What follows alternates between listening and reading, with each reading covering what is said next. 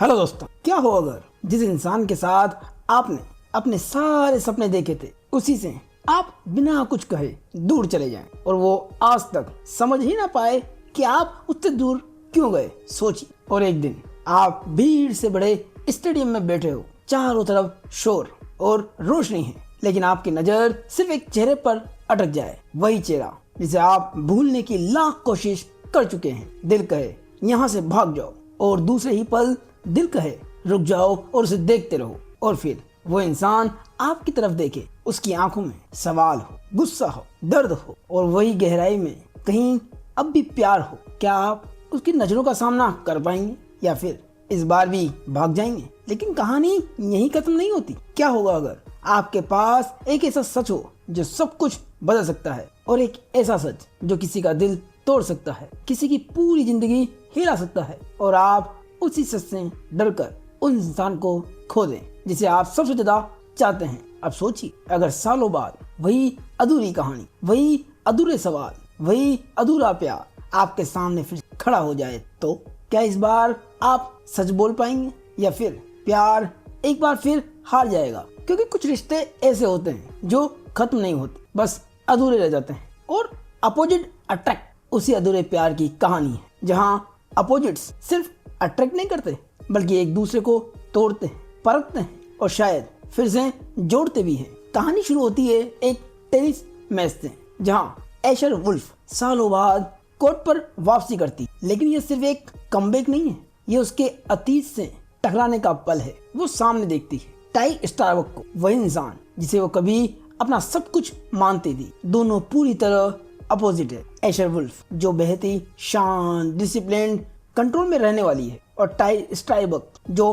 Passionate, impressive और aggressive है। लेकिन यही अपोजिट नेचर उन्हें एक दूसरे की ओर खींचता है। कहानी में फ्लैशबैक में हमें उनका पास दिखता है। दोनों ही टॉप लेवल के टेनिस प्लेयर्स हैं। एक इंटेंस लव स्टोरी, केमिस्ट्री इतनी स्ट्रॉन्ग कि हर मैच, हर मोमेंट में दिखती थी। लेकिन अचानक एशर और टाई को छोड़ देती है, और उसे वो छोड़ती ही नहीं बल्कि वो एक अंग्रेज लॉर्ड एरिक विक्टोरियन नाम के व्यक्ति से शादी भी कर लेती। टाई के लिए ये सिर्फ ब्रेकअप नहीं था, ये एक धोखा था जो उसे एशर ने दिया था। वो इमोशनली टूट जाता है और उसके अंदर एक परमानेंट गुस्सा बैठ जाता है, और जब वे दोनों फिर से मिलते हैं तो टाई उससे जवाब चाहता है। एशर सच को छुपाना चाहती है, लेकिन सबसे डेंजरस चीज क्या है? अट्रैक्शन अभी भी जिंदा है। वे लड़ते हैं, एक दूसरे को हर्ट करते हैं, लेकिन हर बार वही अट्रैक्शन उन्हें फिर से वापस ले आता है। और यहीं पर कहानी का सबसे इमोशनली ट्विस्ट सामने आता है। जब एशर और टाई अलग हुए थे तब एशर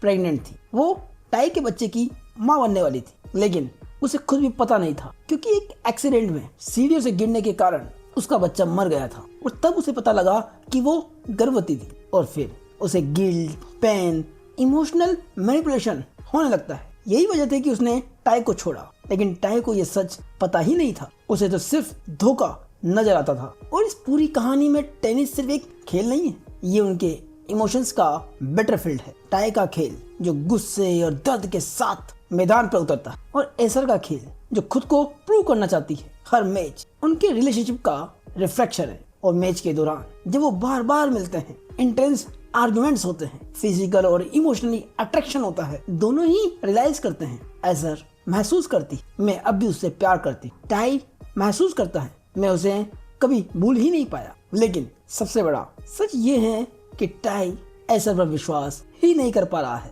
जब टाई को बच्चे के मरने के बारे में पता चलता है तो टाई सोचता है एशर ने जानबूझकर उसका बच्चा उससे छीन लिया, जबकि रियलिटी ये थी उसे खुद पता नहीं था कि वो प्रेग्नेंट थी, क्योंकि उसका बच्चा सिर्फ एक्सीडेंटली सीढ़ियों से गिरने के कारण मिसकैरेज हुआ था। लेकिन सच ये है कि सच इनकम्प्लीट है टाई के लिए, और इनकम्प्लीट सच सबसे खतरनाक होता है, और उसका परिणाम है कि टाई उसे छोड़ देता है। दोनों पूरी तरह टूट जाते हैं, और टाई इसी गुस्से और अग्रेशन को अपने खेल में उतारता है। वो पूरी एनर्जी अपने खेल में लगा देता है। उसी कारण वो कोर्ट का मास्टर बन जाता है। हर मैच में डिस्ट्रक्शन मोड में रहता है। वो जीतता है, लेकिन कभी अंदर से खुश नहीं होता, और यही दिखता है कि बाहर की जीत अंदर की हार को नहीं भर सकती। एशर जो अपने आप को साबित करना चाहती, वो बिना खाए बिना सोए खेलती है, इमोशनली सेटर्ड है, फिर भी हार नहीं मानती। वो कई मैच टाई से हार जाती, लेकिन इस बार वो हार नहीं मानती। वो बार बार खेलती, हर बार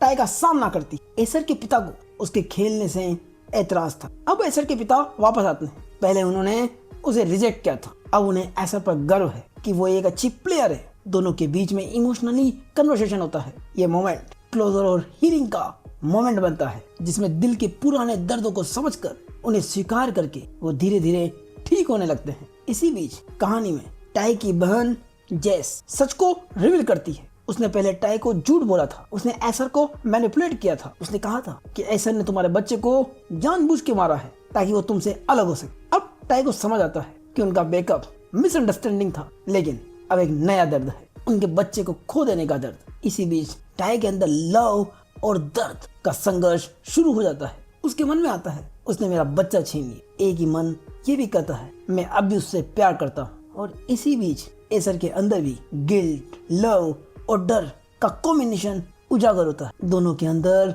एक अजीब सी लड़ाई चल रही है। और इसी बीच एसर डिसाइड करती है इस बार वो भागेगी नहीं, सच बोलेगी, लड़ेगी। और टाई भी धीरे धीरे सॉफ्ट होता है कि प्यार पूरी तरह खत्म नहीं हुआ है। एसर टाई को बताती है कि उसने उसके बच्चे को जानबूझकर नहीं मारा, वो एक्सीडेंटली उसे खो देती है और उसके इसके लिए पछतावा भी है, दर्द भी है। हाँ, इस कहानी का अंत ड्रामेटिक रिसोल्यूशन नहीं देता, बल्कि एक रियलिस्टिक क्लोज देता है। एक ऐसा अंत जो पूरी तरह फिल्मी या परफेक्ट नहीं होता, बल्कि सच्चाई के करीब और वास्तविक होता है। दोनों ही पास्ट को समझते हैं, दोनों ही ट्रस्ट को रिबिल्ड करने की कोशिश करते हैं। धीरे धीरे हीलिंग शुरू होती, लव जीतता है, लेकिन स्ट्रगल के बाद। आज के दौर में ये कहानी क्यों इम्पोर्टेंट है? क्योंकि रिलेशनशिप्स में आज भी सबसे बड़ी प्रॉब्लम यही है, कम्युनिकेशन गैप की, ईगो की, एक दूसरे की भावनाओं को समझने की, एक दूसरे को सुनने की, एक दूसरे की मजबूरी को जानने की। ये कहानी हमें सिखाती है व्हाट्सएप और सोशल मीडिया के जमाने में भी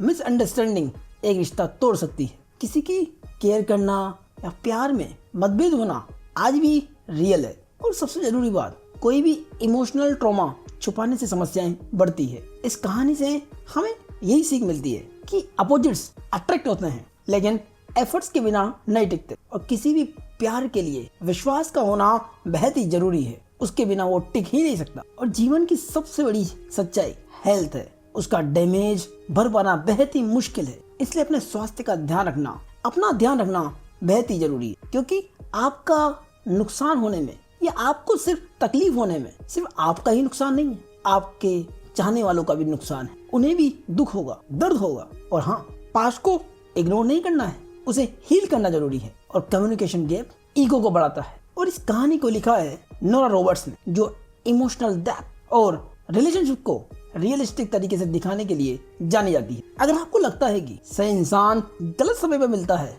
या मिला था, तो सोचिए क्या होगा अगर वही इंसान फिर से आपकी जिंदगी में वापस आए। क्या आप उसे फिर से खो देंगे या इस बार सच बोलकर उसे संभाल लेंगे? क्योंकि अपोजिट अट्रैक्ट हमें यही सिखाती है, प्यार सिर्फ मिलने से नहीं बल्कि सच का सामना करने से टिकता है। और दोस्तों, इस कहानी को सुनकर आप भी अपने प्यार के बारे में सोचने पर, उसे महसूस करने पर विवश हो गए हो, तो वीडियो को लाइक करें, कमेंट करें, चैनल को सब्सक्राइब करें और हाई बटन पर क्लिक करें। धन्यवाद।